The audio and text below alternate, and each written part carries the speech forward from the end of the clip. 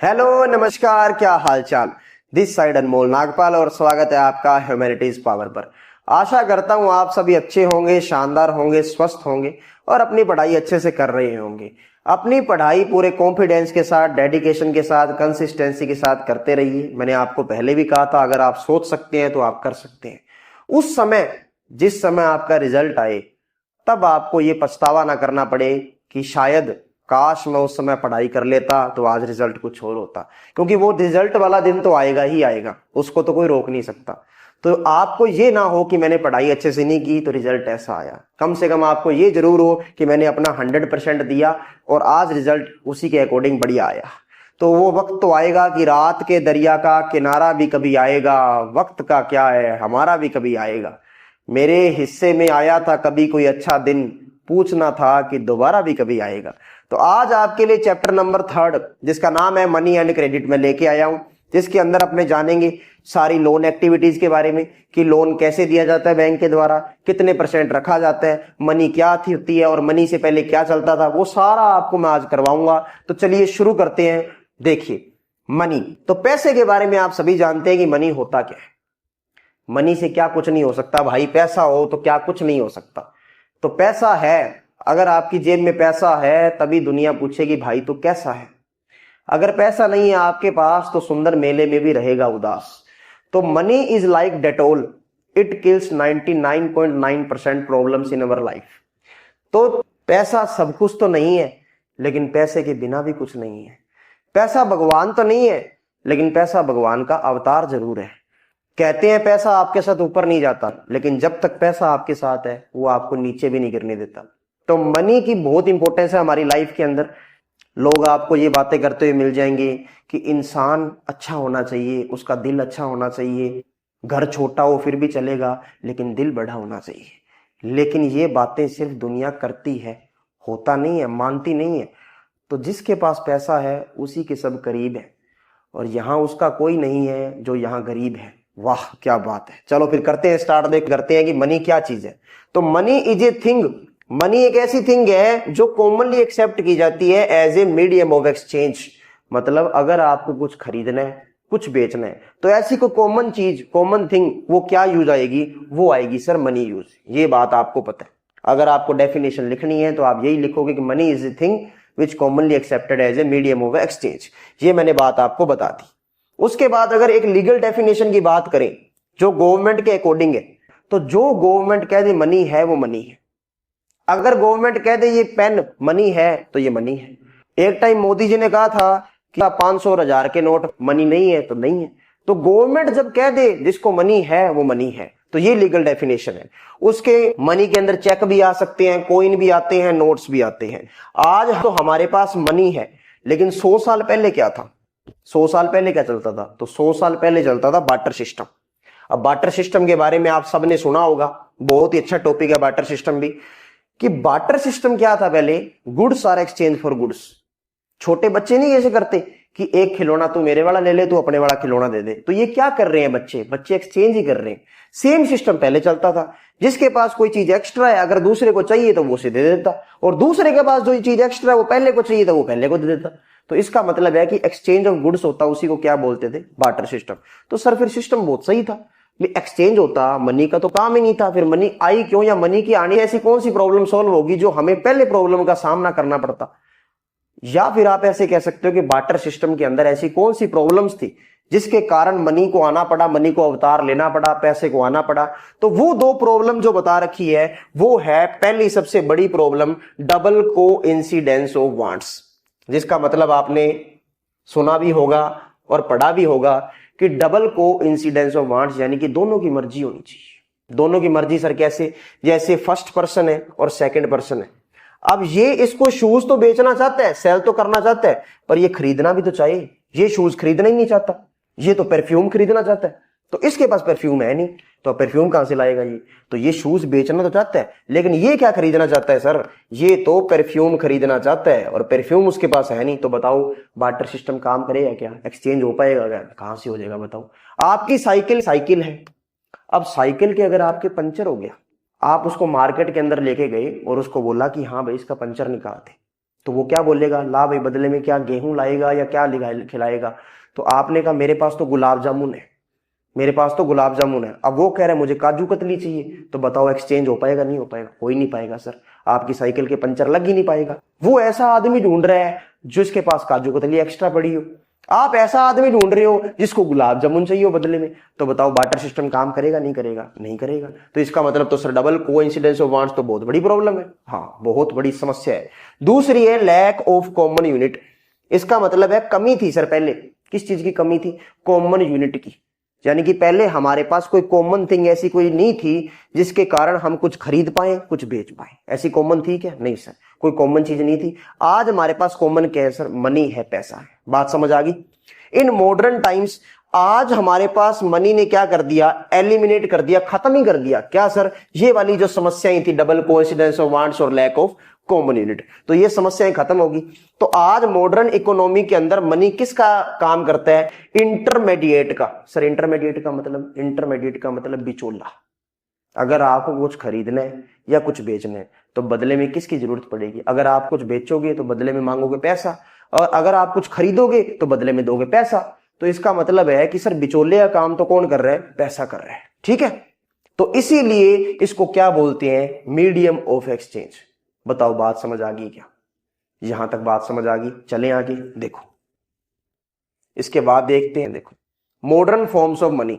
Money के आने से पहले करेंसी के आने से पहले, जैसे करेंसी आई थी, तो करेंसी के आने से पहले काफी सारे ऑब्जेक्ट को यूज किया जाता था। किस तरीके से सर, किस रूप में, मनी के रूप में। यानी कि पैसे का काम करता था कौन, ये ऑब्जेक्ट्स। सर कौन कौन से ऑब्जेक्ट है बताओ। 3 पीरियड होते हैं, एक तो एंशिएंट पीरियड, एक मेडाइवल पीरियड और एक मॉडर्न पीरियड। तो एंशिएंट पीरियड के अंदर तो ग्रेन्स और कैटल को यूज करते हैं। कुछ भी खरीदना है, कुछ भी बेचना है, तो मीडियम ऑफ एक्सचेंज का काम कौन कर रहा है, ग्रेन्स और कैटल, ठीक है। अब साइकिल के पंचर लगवा रहे हैं, 2 बकरियां दे के आ रहे हैं उसको, तो ये ले भाई रख। तो सैलून वाले के पास कटिंग करवाने जा रहे हैं, 2 बकरियां दे के आ रहे हैं, ले 2 बकरियां रख, कटिंग कर दे। तो इसका मतलब है कि इस बदले में क्या देना पड़ता था, ग्रेन्स एंड कैटल। और मेडाइवल पीरियड के अंदर मेटेलिक कॉइन्स आ गए, जैसे गोल्ड, सिल्वर, कॉपर। अब लोगों ने भैया फायदा भी उठाना स्टार्ट कर दिया इसका। अब गोल्ड का सिक्का मान लो होता 10 रुपए का, फॉर एग्जाम्पल 10 रुपए का गोल्ड का सिक्का होता, अब उसको अगर पिघला के उसकी कोई चीज बना के बेचे तो उसके ज्यादा रुपए बढ़ जाते। तो इसका मतलब है लोग भाई साहब इसका फायदा उठाने लग गए, किसका, गोल्ड का, सिल्वर का, कॉपर के कॉइन का। फिर उसके बाद क्या आ गया, पेपर नोट और कॉइन आने लग गया। अब इसी को बोलते हैं करेंसी। क्या बोलते हैं बच्चों, करेंसी, ठीक है। इसके बाद अगली स्लाइड पे चलते हैं अपने, नेक्स्ट स्लाइड। करेंसी के बारे में जानेंगे सबसे पहले, करेंसी क्या होता है। या फिर एक क्वेश्चन भी आपके सीबीएसई के अंदर कई बार पूछा गया है कि money is accepted as a medium of exchange. ऐसा क्यों कहा जाता है कि मनी ही एक्सेप्ट किया जाता है मीडियम ऑफ एक्सचेंज, कारण क्या है, what is the reason behind it. तो ऐसा क्या है, तो वो देखते हैं कि सबसे पहले तो सर ऑथोराइज्ड है किसके द्वारा, ये गवर्नमेंट के द्वारा। गवर्नमेंट ने ठप्पा लगा रखा है, तो उससे क्या होगा सर, उससे अपने को गारंटी मिल गई ये पैसा सही है और ये पैसे के रूप में चल सकता है सर, ठीक है। उसके बाद इसके अंदर आता क्या है, करेंसी के अंदर तो पेपर नोट और कॉइन आता है, without use of its own. इसका मतलब इसका खुद का कोई यूज नहीं है सर, मतलब नहीं समझे। जैसे फॉर एग्जाम्पल ये पैसा है, 10 रुपए का नोट है मान लो फॉर एग्जाम्पल, तो ये 10 रुपए का नोट मैं तोड़ मरोड़ के इसका कुछ नई चीज नहीं बना सकता, उसका खुद का कोई यूज नहीं है। समझ आई बात, भी खुद का कोई यूज नहीं है। उसके अपने 10 रुपए के अंदर, 20 रुपए के अंदर चला जरूर रहे हैं नोट को, लेकिन उसको पिघला के तोड़ मरोड़ के उसकी कोई चीज नई नहीं बना पा रहे, यानी कि उसका खुद का कोई यूज नहीं है। बात समझ आई तो बोलो यस, साथ साथ बोलते रहो ताकि मुझे पता लगता रहे कि आपको समझ आ रही है। साइलेंट मत रहो क्लास के अंदर, कोऑपरेट करो, भले ही अपने ऑनलाइन पढ़ रहे हैं पर फिर भी कोऑपरेट करो, बोलो समझ आ रहा है या नहीं आ रहा। चुप नहीं रहना, साइलेंट नहीं रहना। तेरा चुप रहना मेरे जहन में क्या बैठ गया, इतनी आवाजें दी कि गला बैठ गया। वाह, देखो आगे देखो, RBI issues currency on behalf of government. Sir note छापता कौन है, नोट छापने का काम कौन करता है, तो आरबीआई छापता है, ठीक है सर। बात तो पता लगी कि करेंसी को कौन छापता है, आरबीआई। किसके बिहाफ पे, किसके कहने पे, सरकार के कहने पे। और कोई इंडिविजुअल और कोई ऑर्गेनाइजेशन छाप सकता है क्या, नोट इश्यू कर सकता है क्या, नहीं छाप सकता सर। क्यों, तो अगर सारी नोट छापने लग गए तो कोई तो फिर शाहरुख खान की फोटो लगाएगा, कोई महात्मा गांधी की लगाएगा, कोई अक्षय कुमार की लगाएगा, कोई कैटरीना कैफ की लगाएगा, तो कोई आलिया भट्ट की लगाएगा। तो इसका मतलब तो फिर नोट का तो पता नहीं लगेगा कि नोट कौन सा असली है। बात समझ आई क्या, देखो आगे, उसके बाद लो ये कहता है, कानून ये कहता है कि हमारे इंडिया के अंदर कोई भी पर्सन लीगली मना नहीं कर सकता पेमेंट लेने में रुपीज के अंदर। कोई ऐसे नहीं कह सकता भाई साहब रुपए नहीं लूंगा, बदले के अंदर मुझे तो भैया काजू कतली गुलाब जामुन, या बदले में भैया मेरे को तो 3 बकरियां दे के जा, ऐसे नहीं कह सकता कोई। क्योंकि पहले तो हमें हर चीज की वैल्यू का पता नहीं होता था, आज हमें हर चीज की वैल्यू का पता है। आपको पता है ये पेन कितने का है, आपको पता है ये स्मार्ट बोर्ड कितने का है, आपके सामने अगर कार जा रही है तो आपको पता है ये कार कितने की है, लगभग आपको अंदाजा लग जाता है। अब पहले हमें वैल्यू का पता नहीं होता था। अब जैसे मान लो पहले लड़कियां अगर ब्यूटी पार्लर जाती तो खुद सज धज के तैयार होके बाहर आती और 2 भैंस छोड़ के आती। तो हमें तो वैल्यू का पता ही नहीं है कि भैंस की कितनी वैल्यू है और जो हमारे मुंह के ऊपर 550 ग्राम मेकअप लगा है उसकी क्या वैल्यू है। समझ आ गई बात क्या? चलो देखो, उसके बाद आगे चलते हैं अपने डिपॉजिट विद बैंक्स। अब सारा पैसा हम कैश के अंदर नहीं रखते सर, कुछ पैसा हम किस में रखते हैं? बैंक में जमा रखते हैं। रखते हैं नहीं रखते? रखते हैं सर, बिल्कुल रखते हैं। तो इसका मतलब कि पैसे की एक और फॉर्म भी है जो हम क्या रखते हैं? बैंक में जमा रखते हैं, डिपॉजिट विद बैंक जिसे बोलते हैं। तो बैंक क्या करता है? आपके डिपॉजिट को एक्सेप्ट करता है, बिल्कुल करेगा, उसको तो पैसा चाहिए, बिल्कुल चाहिए, तो आप मना क्यों करेगा? वो तो आपके डिपॉजिट को एक्सेप्ट करेगा और बदले में आपको थोड़ा सा लालच देगा कि हम आपको क्या देंगे? ब्याज देंगे। और वो ब्याज इतना ज्यादा होता है, इतना ज्यादा होता है कि आप उसे संभाल नहीं सकते। ऐसे मान लो 100 रुपए अगर आप जमा करवा रहे हो तो आपको 4-5 रुपए मिल जाएंगे साल के, और इतना ज्यादा पैसा हमसे संभाला नहीं जाएगा। उसके बाद लोगों के पास ये भी प्रोविजन है, ये भी हक है कि वो अपना पैसा कभी भी बैंक से निकलवा सकते हैं। सर इसे क्या बोलते हैं? इसे बोलते हैं डिमांड डिपॉजिट। बोलो क्या बोलते हैं? Demand deposit. एक बार और बोलो क्या बोलते हैं? Demand deposit. डिमांड डिपॉजिट ऐसा डिपॉजिट जब हमें जरूरत पड़े हम एटीएम से निकलवा सकते हैं, बैंक से निकलवा सकते हैं, उसे बोलते हैं डिमांड डिपॉजिट। समझ आई क्या बात? ठीक है, तो आगे चलते हैं। देखो next slide, importance of demand deposit. इसके अंदर आपको बताना है कि इंपॉर्टेंस क्या है डिमांड डिपॉजिट की। इंपॉर्टेंस क्या है डिमांड डिपॉजिट की? तो मनी इज सेफ, पैसा आपका सेफ है सर। किससे? चोरी से, डकैती से क्या है? आपका पैसा सेफ है सर। वाह क्या बात है, फिर तो मजा ही आ गया सर। पैसा घर पे तो चोरी हो सकता है, तो आप सारा पैसा बैंक में रखिए, थोड़ा सा कोई 100-150 रुपए 200 रुपए अपने पास रखिए, ताकि चोर आए और देखे इसके पास तो 100 रुपए ही यार, वो रख के चला जाए ये समझ के कि इसका तो मेरे से भी बुरा हाल है। ठीक है, तो इसका मतलब तो अपने कुछ पैसा कहाँ रख सकते हैं? बैंक में रख सकते हैं। ठीक है, और बदले में फिर हमें क्या मिलता है सर? ब्याज मिलता है, जो कि बहुत ज्यादा होता है, मैंने आपको बता दिया। अगर हम एफडी करवाते हैं तो उसके अंदर हमें ज्यादा ब्याज मिलता है, ज्यादा इंटरेस्ट मिलता है, जिसे बोलते हैं फिक्स्ड डिपॉजिट। तो अगर सेविंग अकाउंट में पड़ा है अपना पैसा ओपनली, तो उसके अंदर फिर अपने को इंटरेस्ट कम मिलता है। तो हमारे पास ऑप्शन है कि हम कभी भी मनी को निकलवा सकते हैं जब हमें जरूरत पड़े। लोगों को इतना ज्यादा पैसा अपने साथ ले जाने की जरूरत नहीं है। वो क्या इशू कर सकते हैं? वो चेक इशू कर सकते हैं सर। अब इससे एक नया कंसेप्ट आ गया, चेक। ध्यान से समझो, मैं दोबारा बताता हूं आपको, देखो कैसे नए कंसेप्ट आ रहे हैं एक से एक जुड़ के। सबसे पहले मैंने आपको यह बताया लोगों के पास प्रोविजन है कि वो मनी अपनी कभी भी निकलवा सकते हैं, तो उसे अपनों ने क्या बोला? Demand deposit. ऐसा डिपॉजिट जो आप कभी भी निकलवा सकते हो उसे डिमांड डिपॉजिट बोल दिया। उसके बाद हमने किया डिमांड डिपॉजिट की इंपॉर्टेंस। तो ये सारी इसकी इंपॉर्टेंस थी, और इससे एक नया कंसेप्ट निकल के आ गया, क्या है वो? चेक। अब चेक क्या होता है? देखो चेक सुनो, चेक क्या होता है? चेक एक ऐसा पीस ऑफ पेपर है, एक ऐसा पेपर है जो इंस्ट्रक्ट करता है किसको? बैंक को। क्या करने के लिए? पे करने के लिए, कि इतनी अमाउंट दे दो। मान लो 10,000 रुपए का चेक है, तो 10,000 रुपए दे दो पर्सन के अकाउंट में से उस पर्सन को जिस पर्सन के नाम पे चेक बनाए। बताओ आगे बात समझ के, उसे बोलते हैं चेक। और आपने ये चेक देखा भी होगा। ठीक है, उसके बाद नेक्स्ट स्लाइड के अंदर चलते हैं, यूटिलिटी ऑफ चेक। अब यूटिलिटी वर्ड का मतलब इंपॉर्टेंस ही मानो आप, कि चेक की इंपॉर्टेंस क्या है। ये भी क्वेश्चन आ रखा है सीबीएसई के अंदर कि चेक की इंपॉर्टेंस क्या है। मैं आपको सभी कंसेप्ट क्लियर कर रहा हूं ताकि आपका जैसे भी क्वेश्चन आए आप उसका आंसर लिख पाओ, क्योंकि कंसेप्ट इसी में से निकलेगा। आपका जो क्वेश्चन बनेगा वो इसी से टच होता हुआ, रिलेट होता हुआ आपको मिल जाएगा। तो यूटिलिटी ऑफ चेक, चेक की क्या इंपॉर्टेंस है आप खुद बताओ। जो मनी का काम है वही किसका काम है? चेक। कोई अलग काम है क्या? नहीं सर, अलग तो क्या है, 10,000 वैसे देने हैं, 10,000 का चेक काट देंगे। तो सेम फीचर किसके जैसे हैं? मनी के जैसे। बहुत ही बढ़िया। कैश की जरूरत नहीं है अपने, अगर पेमेंट कर रहे हैं किसी को तो उसके अंदर अपने को कैश की जरूरत नहीं है। ये तो बहुत नई बात है। अगर हम चेक इशू कर रहे हैं तो कैश हमें जरूरत नहीं है, कैश की हम चेक इशू कर सकते हैं। ठीक है, ये ज्यादातर पेमेंट का माध्यम माना जाता है, यानी कि सब इसे लगभग इसे एक्सेप्ट कर लेते हैं। ठीक है सर, ओके। और रिस्क बहुत कम हो जाता है ट्रांजेक्शन के अंदर। अब पैसा तो आपके पास अगर कैश है तो वो तो चुरा के कोई भी भाग सकता है, लेकिन चेक है वो तो चेक तो बहुत रिस्क कम हो जाता है उसके अंदर चुराने का या चोरी करने का। ठीक है, इन फेयर डीलिंग अगर एक अच्छी डील करनी है तो सबसे बढ़िया एप्रोप्रिएट मींस माना जाता है, मीडियम माना जाता है किस चीज का सर, ट्रांजैक्शन के लिए। बात आगे समझ क्या, कोई मुश्किल है क्या, मुश्किल कंसेप्ट है क्या, बिल्कुल इजी कंसेप्ट है। मतलब ये चैप्टर कर लोगे ना तो उसके बाद आप सभी क्वेश्चन के लगभग आंसर कर पाओगे। ठीक है, उसके बाद देखो next slide, loan activities of banks. तो लोन एक्टिविटीज ऑफ बैंक, अब बैंक की लोन एक्टिविटी के बारे में जानते हैं अपने कि बैंक कितना पैसा रखता है, कितना ब्याज देता है और क्या सिस्टम होता है इसका। देखो आराम से समझना, बिल्कुल देखो कैसे बैंक की लोन एक्टिविटी कैसे होती है। बैंक को अपने पास एक छोटा सा प्रपोर्शन रखना पड़ता है, थोड़ा सा हिस्सा रखना पड़ता है, कुछ तो आरबीआई के पास और कुछ खुद के पास।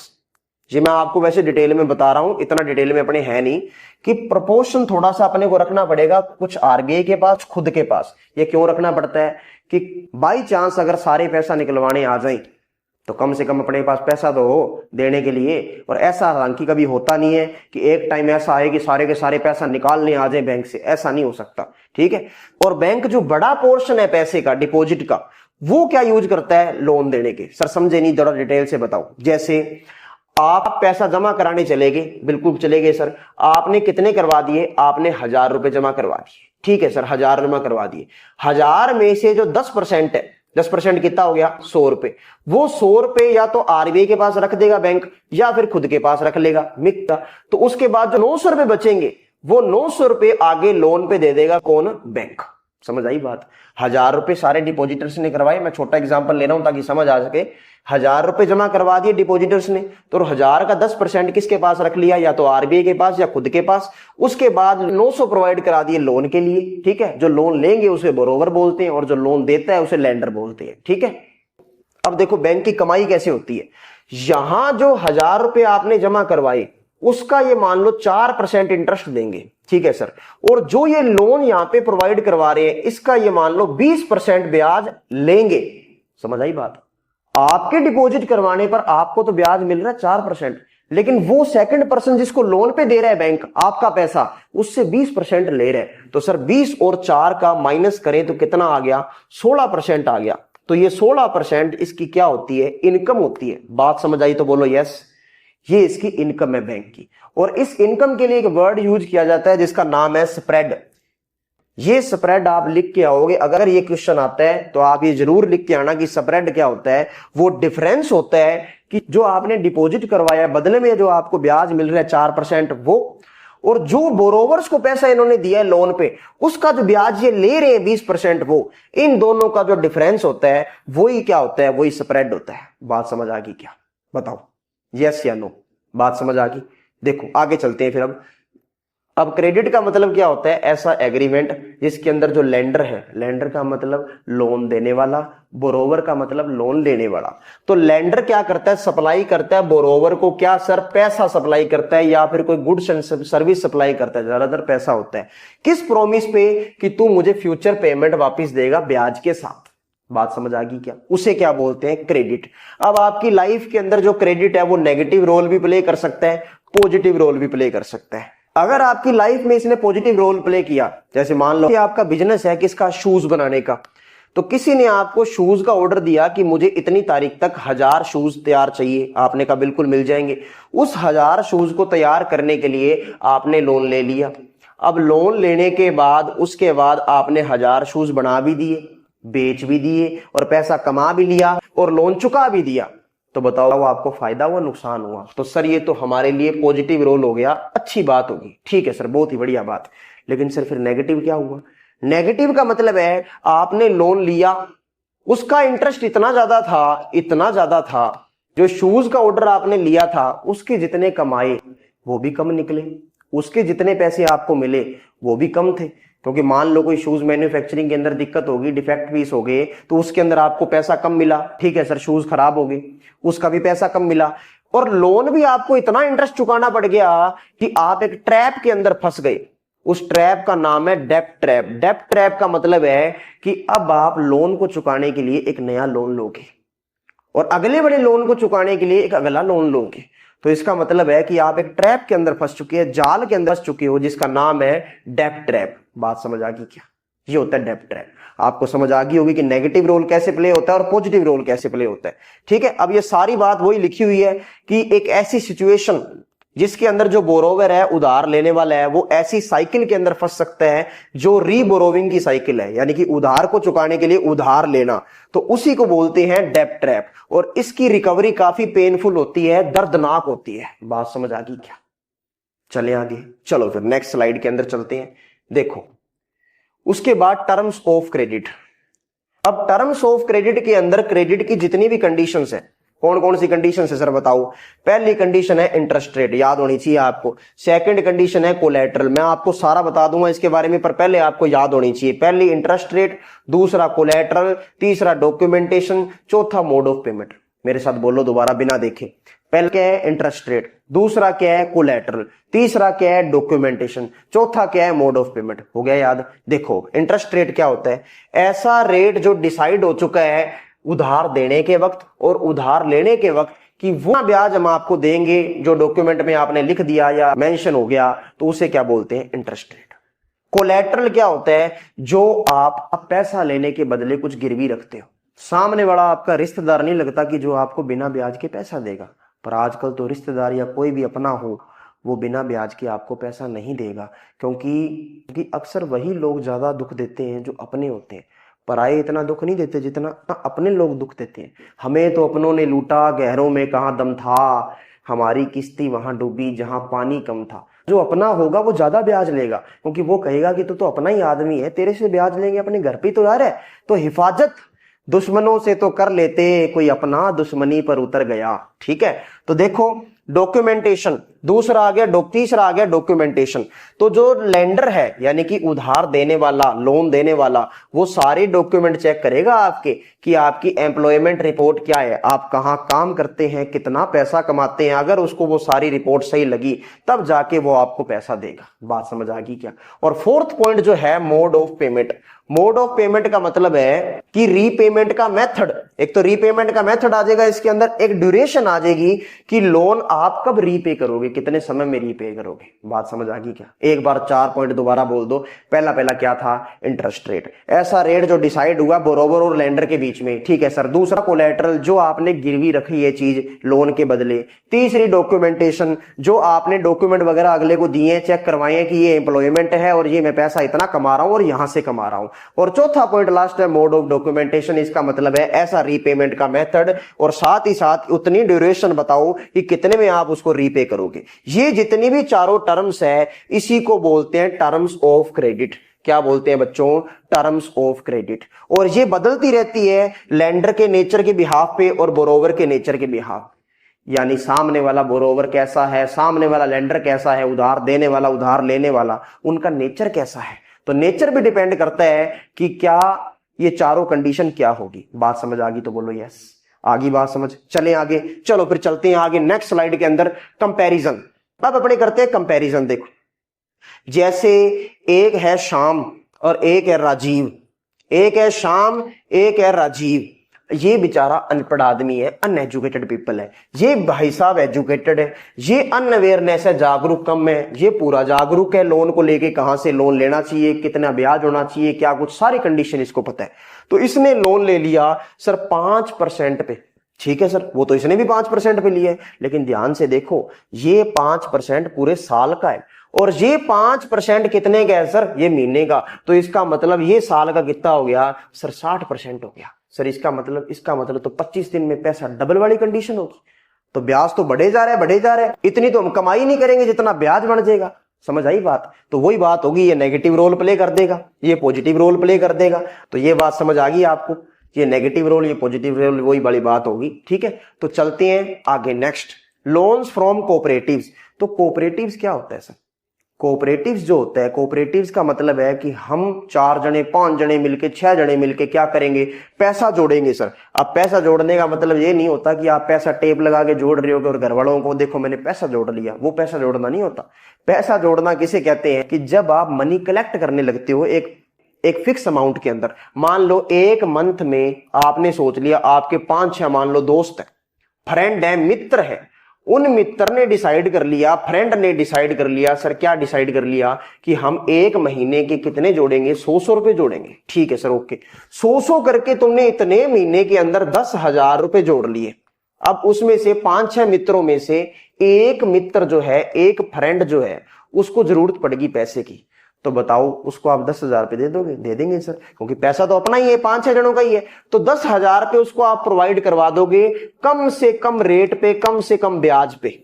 ये होता है कोऑपरेटिव, सेम का सेम, सेम कोऑपरेटिव। बस मैंने आपका एग्जांपल आपको दिया है, वो सेम का सेम है, चाहे देख लो, अभी आपको समझा दूंगा। देखो कैसे कोऑपरेटिव सोसाइटी क्या होता है, ग्रुप होता है सर, लोगों का ग्रुप होगा, भूतों का ग्रुप तो होगा नहीं, लोगों का ही ग्रुप होगा, जो काम करेंगे खुद के वेलफेयर के लिए, खुद के भले के लिए। सर एग्जांपल, फार्मर्स का ग्रुप, वीवर्स का ग्रुप, इंडस्ट्री वालों का ग्रुप, ये सारे ग्रुप्स कोई भी बन सकते हैं। मान मोबाइल का जो काम करते हैं, उन्होंने यूनियन बना ली, ग्रुप बना लिया, तो वो क्या करेंगे, अपने रिसोर्सेज को पूल कर लेंगे, इसका मतलब जोड़ लेंगे, अपने रिसोर्सेस कलेक्ट कर लेंगे।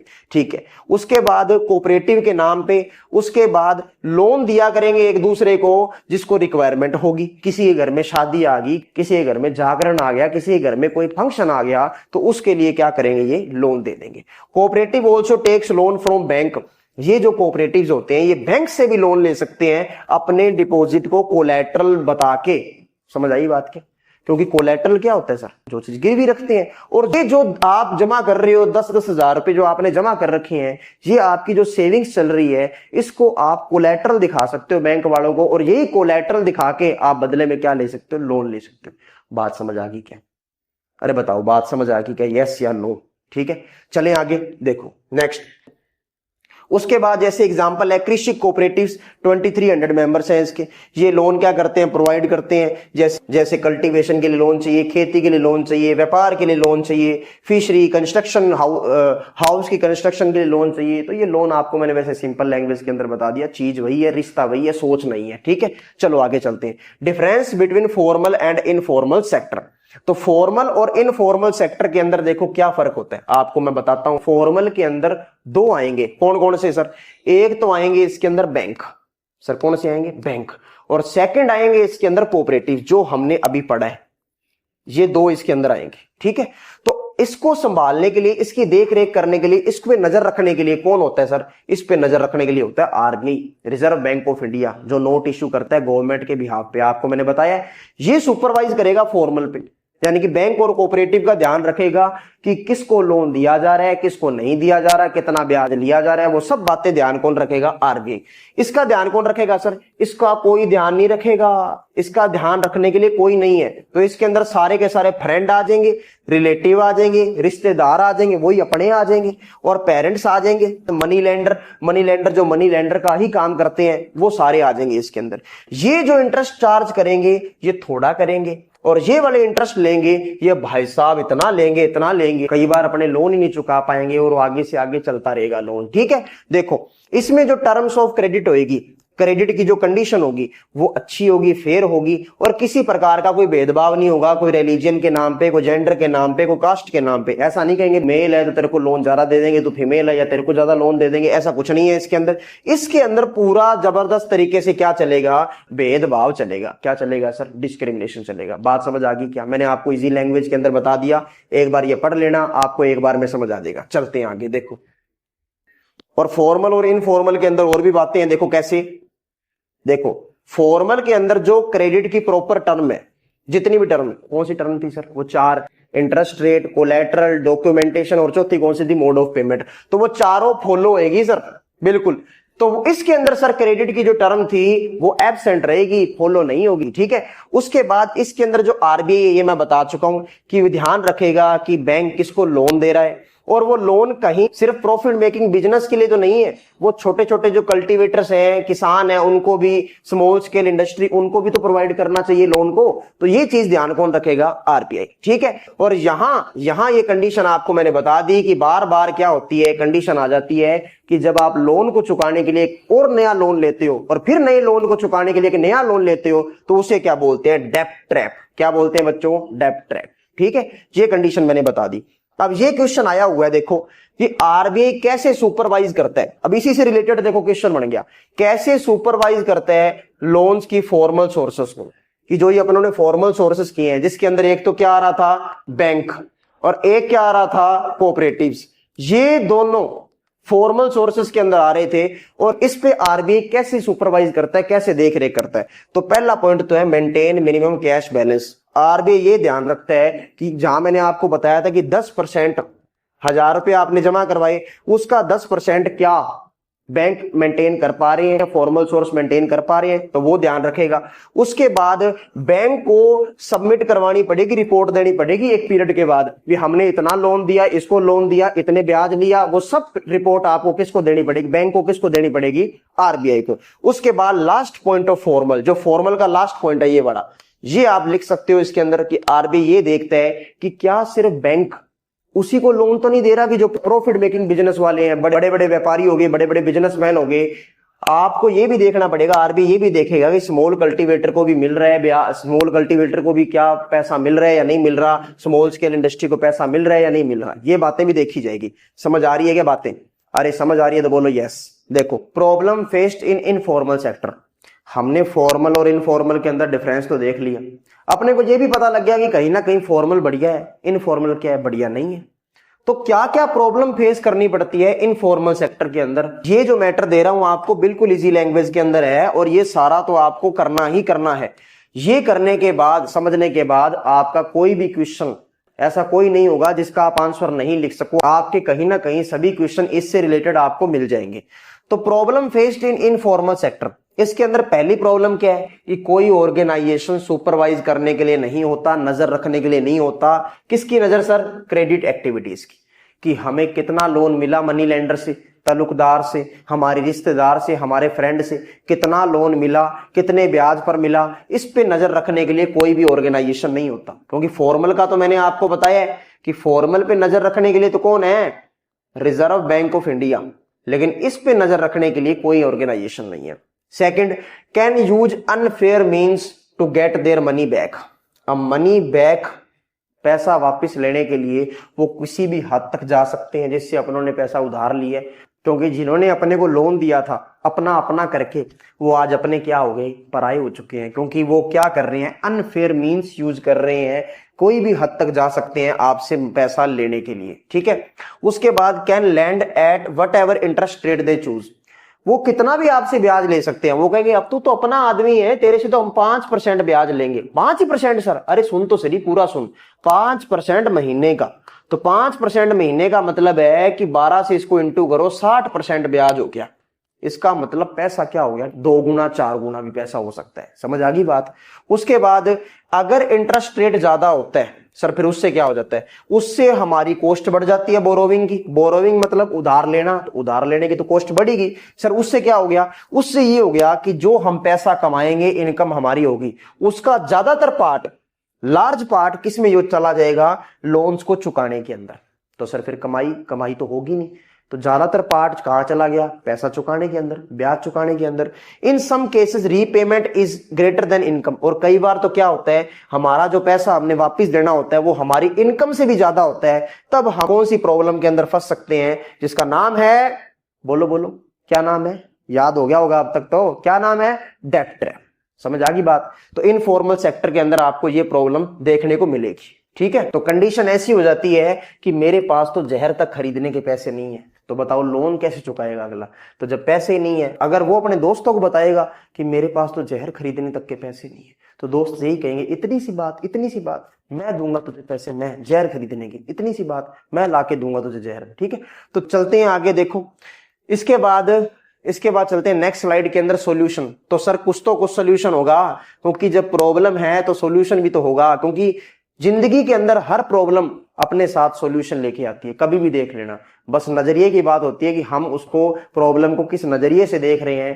क्योंकि प्रॉब्लम बड़ी नहीं होती, उसको हम होल्ड ज्यादा देर तक करके रखते हैं, उसको बार बार। क्योंकि देखो एक बात सोचो, जिस प्रॉब्लम का लाइफ के अंदर सॉल्यूशन ही नहीं है, जिसका हमारे पास कोई सॉल्यूशन ही नहीं है, और ज्यादातर ऐसी समस्याएं होती है लाइफ के अंदर जिसका हमारे पास कोई सॉल्यूशन नहीं होता, और वही हमें ज्यादा चिंता देती है।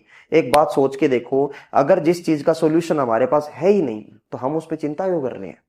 ओके, जब तक तुम चिंता को नहीं छोड़ोगे, चिंता तुम्हें नहीं छोड़ेगी। समझ आई बात?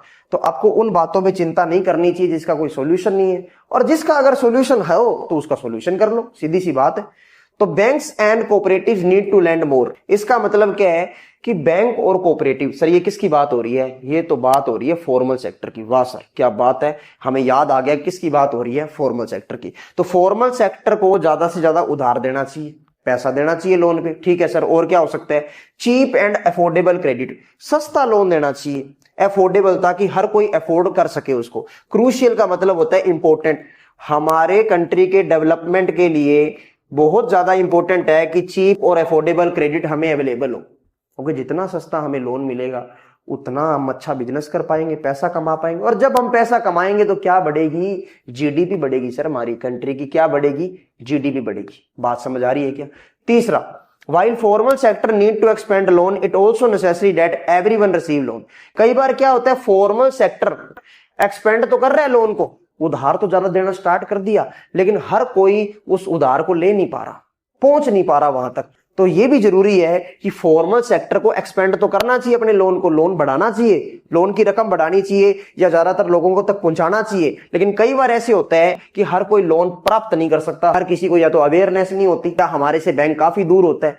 तो ये भी जरूरी बन जाता है, ये भी नेसेसरी है कि हर कोई लोन ले सके। समझ आ गई बात? चले आगे देखो उसके बाद क्या है next, why poor household are still dependent on informal sources of credit. जब हमें पता है सर कि इनफॉर्मल सोर्सेज बुरे हैं, बुरे हैं, बुरे हैं, तो फिर हम फिर भी इनफॉर्मल सोर्सेज के टिके हुए हैं, क्यों हम इसका यूज कर रहे हैं? क्यों पुअर हाउस होल्ड, जो गरीब लोग हैं बेचारे, वो किस पे डिपेंडेंट है? ये सब जानते हुए भी इनफॉर्मल सोर्सेज पे हैं। सर इसकी वजह क्या है?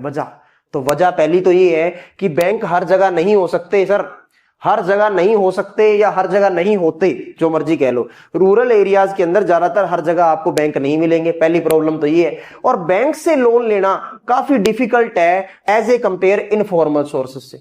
एक बार तो आपको इजी लगेगा, लेकिन बाद में जो मुश्किलें आपको होगी वो नहीं देखेंगे, वो बाद में ही पता लगती है अपने को, ठीक है।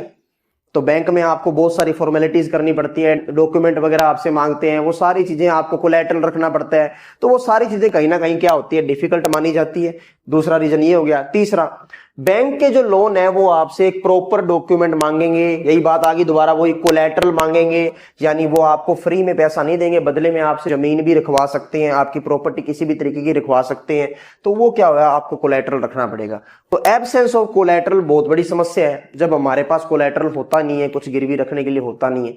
आजकल तो अगर आईफोन भी लेना है तो आईफोन के लिए बड़ा वो चला हुआ है कि अगर आईफोन लेना है तो क्या गिरवी रखनी पड़ती है? किडनी गिरवी रखनी पड़ती है आईफोन लेने के लिए। देखो ये सब फालतू की बात है, आपको भी पता है। आईफोन खरीदने के लिए किडनी देने की जरूरत नहीं है। आईफोन ले लो और मेहनत करो, और मेहनत करके जमीन छुड़वा लो जो आपने गिरवी रखी है, ठीक है। चलो आगे चलते हैं। To overcome the problem people created self help group. इस प्रॉब्लम को ओवरकम करने के लिए लोगों ने क्या क्रिएट कर लिए? Self help group. यहां से कंसेप्ट निकल के आया आपके सामने SHG। SHG मतलब सेल्फ हेल्प ग्रुप। तो अब सेल्फ हेल्प ग्रुप होता क्या है, देखो समझो। सेल्फ हेल्प ग्रुप कुछ नहीं है, स्मॉल ग्रुप्स होते हैं सर। किसके? पुअर पीपल के, गरीब लोगों के क्या होते हैं? स्मॉल ग्रुप्स होते हैं, जो किसको प्रमोट करते हैं सर? ये प्रमोट करते हैं स्मॉल सेविंग्स। ये थोड़ी थोड़ी सेविंग्स करते हैं अपने मेंबर्स के अंदर, और मेंबर्स एक दूसरे को क्या देते हैं? लोन दे देते हैं ग्रुप को, अपने ही ग्रुप के आदमी को लोन दे देते हैं और जरूरतें अपनी पूरी कर लेते हैं। और ग्रुप क्या करता है? इंटरेस्ट थोड़ा चार्ज करता है, उससे तो बहुत कम होता है जितना मनी लेंडर चार्ज करता है। सर ये तो इसमें तो फील आ रहा है कोऑपरेटिव वाला, यही तो आपने हमें कोऑपरेटिव में बताया था और वही आप हमें सेल्फ हेल्प ग्रुप के अंदर बता रहे हो। तो फिर फर्क क्या हुआ? फर्क तो बताओ। फर्क ये हुआ डियर स्टूडेंट्स, जब अपने कोऑपरेटिव की बात कर रहे थे तो वो अपनों ने पढ़ा था फॉर्मल सोर्सेस के अंदर, और ये किसके अंदर है? ये इनफॉर्मल सोर्सेस के अंदर। पहला तो बहुत बड़ा फर्क यही आ गया।